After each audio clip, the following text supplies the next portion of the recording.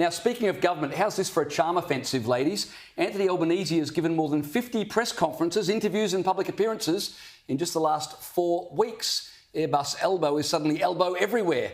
I think, Holly, he might have worked out that his government is imploding, and with the Dunkley by-election coming up, he thinks, gee, I better start to actually do something. Now, I think Labor hold that seat with a 6% margin. Yeah, so Peter Murphy had quite a big personal following there, Yes. so it'll be interesting to see where that seat lands. But obviously, it's a very big mortgage belt seat. So the cost of living pressures that families are experiencing, and, you know, those of us, and I'd say all of us here that talk to normal people, we know that families have been experiencing cost of living pressures for well over 12 months now.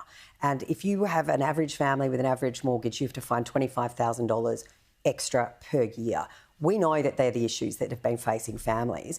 But Mr Albanese, all he wanted to do was talk about was the voice and have all of his moral and pious politics that he was going to deliver. And, you know, it's almost like he's realised, oh, hang on, I actually have to stay in the country. Right. I can't go on Air Toto anymore, or whatever he calls the plane, and has to show that he's a leader in Australia. I personally think it's looking a little bit too little too late. The fact that he is bringing his entire caucus down to Canberra next week for an emergency meeting, like they've just discovered cost of living. But I read that the meeting's not starting till 4 p.m. Yes, that's correct. So how long are they planning to be in there? I mean, Bronwyn and I and Nicole and I could tell you how long a party room meeting goes for when you're talking about these sorts of issues.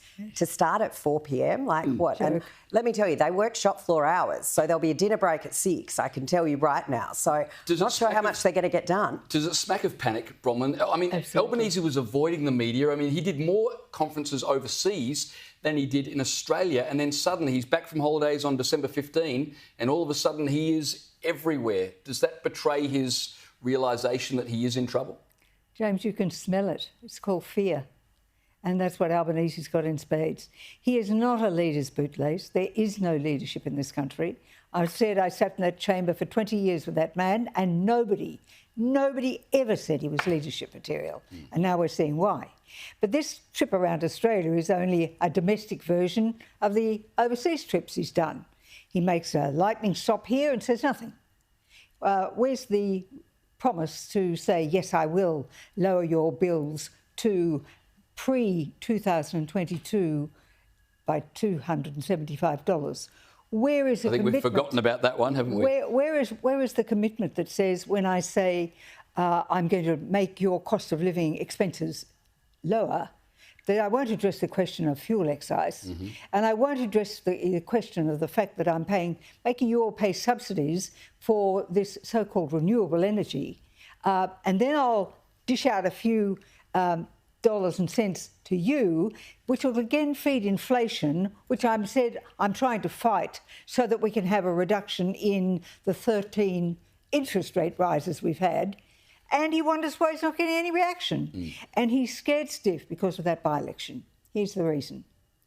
If there's a swing against him, even if he doesn't lose it, that is so bad for him, because the respect for the previous member, Peter Murphy, and her courage, the way she stood up for her constituents and came to Canberra knowing just how ill she was, that will skew the voting pattern in that seat. Right. And if they can't, indeed, perhaps increase their margin with that sort of thing going for them, they've failed, and they know it.